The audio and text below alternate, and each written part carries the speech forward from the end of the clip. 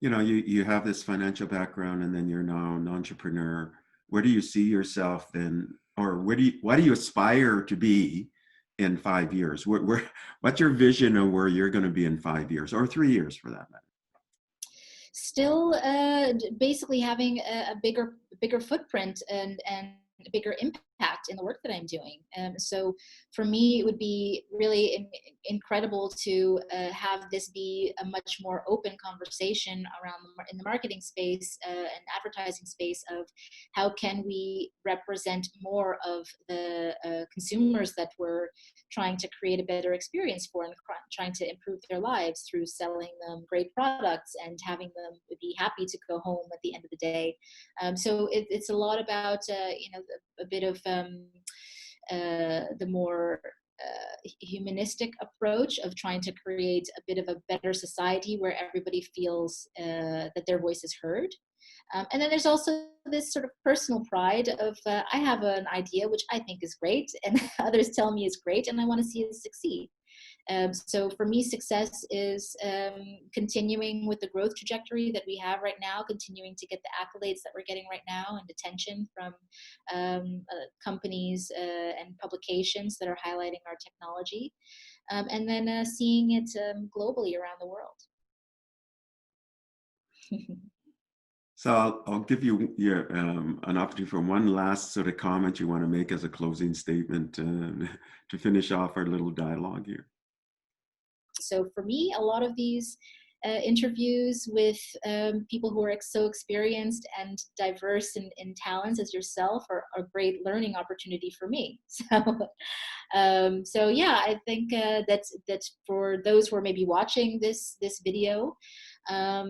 There's the best thing to do is to just try to create as much understanding for yourself as possible. So that's something that also came up a lot in the panels at the summit is being educated and not always just listening to focusing on the thing that is most relevant to you or the thing that you agree with the most. It's also opening up your view and understanding how other people think, even if it's in conflict to what you think. Try to understand that more. Again, inclusivity in conversation, and I think that's super, super important in this digital age to make sure that we're not all on opposite sides of the room. Your closing comment actually could open up another interview. I know. That's the thing. It's a whole rabbit hole. I mean, there's so many.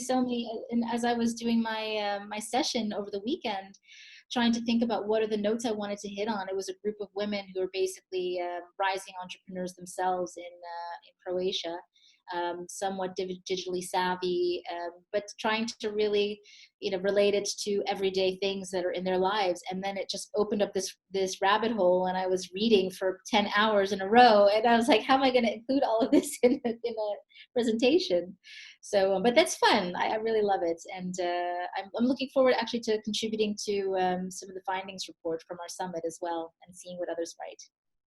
Well, thank you for coming. Thank you for coming in today and sharing your really insightful views. You're clearly talented and brilliant, and you're shaping the world, and you're working so hard to do so. And you have this really interesting perspective that has to be listened to because you've done so much in your life. You continue to make significant contributions. So again, I really appreciate you coming in and sharing some of your insights with us today. Thank you so much, Stephen. I really appreciate you taking the time to have a chat. And I hope next time you're in the Netherlands, let me know. Absolutely.